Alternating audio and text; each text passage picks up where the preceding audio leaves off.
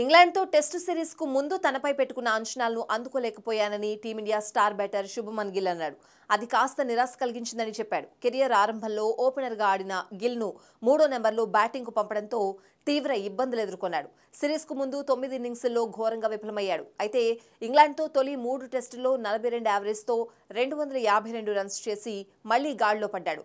విశాఖలో 104, రాజ్కోట్లో 91 రన్స్తో ఆకట్టుకున్నాడు. అయితే తన బ్యాటింగ్లో సాంకేతికంగా ఎలాంటి మార్పులు చేసుకోకుండానే కాన్ఫిడెన్స్ను పెంచుకుంటూ ఫామ్లోకి వచ్చానని గిల్ చెప్పాడు. అంచనాలకు అనుగుణంగా జీవించడం చాలా కష్టం.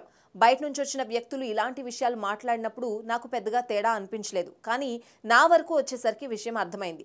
దేశం, టీం కోసం ఆడుతున్నప్పుడు మనపై ఖచ్చితంగా కొన్ని అంచనాలుంటాయి. అయితే కొన్ని ఇన్నింగ్స్ల్లో ఫెయిల్ అయినా నా మైండ్ సెట్లో మార్పు రాలేదు.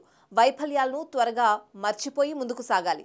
తర్వాతి ఛాలెంజ్కు ఎల్లప్పుడూ సిద్ధంగా ఉండాలి. అదే పెద్ద ప్లేయర్, సగటు ఆటగాడికి మధ్య తేడా అని గిల్ పేర్కొన్నాడు. అలాగే 3వ నెంబర్లో బ్యాటింగ్ చేయడం చాలా భిన్నంగా ఉంటుంది అని గిల్ వెల్లడించాడు. ఇంతకుముందు ఇండియా రంజీ మ్యాచ్లో 3, 4 స్థానాల్లో బ్యాటింగ్ చేశా. ఓపెనర్గా ఆడేటప్పుడు పెద్దగా ఆలోచించే అవసరం లేకపోయేది. టాస్ తర్వాత వెంటనే బ్యాటింగ్కు వెళ్లాల్సి ఉండడంతో ఆలోచించడానికి టైం కూడా దొరకదు. అదే 3, 4వ ప్లేస్లో అయితే పరిస్థితులకు తగ్గట్లుగా ఆడాలి.